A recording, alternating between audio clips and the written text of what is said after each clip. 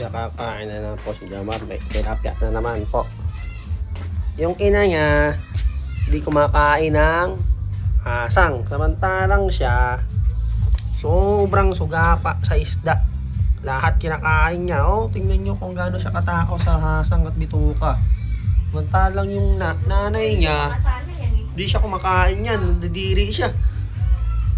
At ito naman eh. Oh? Oh? Ano? Jomar! Ano? Sarap ba, Jomar? Jomar! Uy, mo siya oh. Kain na naman siya. Paborito niya talaga yung mga ganyan. Hasang at bituka. Kaya ganyan naman yung katawan niya kung gaano siya kalusog. Oh? Oh? Kung gusto niya yan. Yung nanay niya ayaw. Hindi siya kumakain yan. Maselan to. Gusto nito mga gulay. Vegetarian siya eh. Kaya gusto niya gulay. Mga pakbetin. Kaya gusto niya pakbet. Marami pong pusa dito. Mga pusa ng kapitbahay. Dito din kumakain. Ayun po siya oh. So, nag-aabang po siya. Nag-aabang siya ng tilapia. Ito, ibibigay ko rin to sa kanya. Ayan, nag-aabang po siya. Ayun po dito. Hindi siya kumakain talaga na ano. Hasang at bituka. Ayan nyo. Ayan o. Ayan po siya. Pusa na bahay namin. Dito nagkakainan sila. Pagkatapos ng dalawa, pupunta na sila. Ayan na. Ayan na siya. So, makikisalo na siya. Tingnan natin kung papayag si Jomar. Oh, ayan. Ayaw pasaluhin ni Jomar. Jomar, papayag ka ba, Jomar? Wala.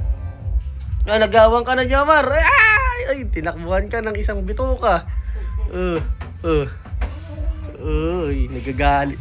Binibigyan din naman na niya eh. Pagkatapos naman nilang kumain, binibigyan niya. Kasi busog na siya eh. Hinayaan niya na dun sa dalawa. Oh, sarap na sarap siya oh. Nom. Sarap na sarap po siya oh. Yan, gusto niya. Hasang ng isda. Natakaw lang ni Jomar. Ito ayaw niya ng isda. Gusto niya gulay. Gulay po, paborito niyan, gulay.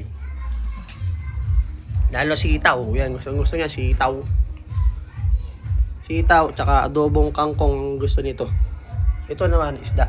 Puro isdang hilaw gusto niyan. Ayaw niya pansinin, no? Ayan naman siya, bumabalik po siya. Tingnan natin. Ako siya. Tingnan mababa siya.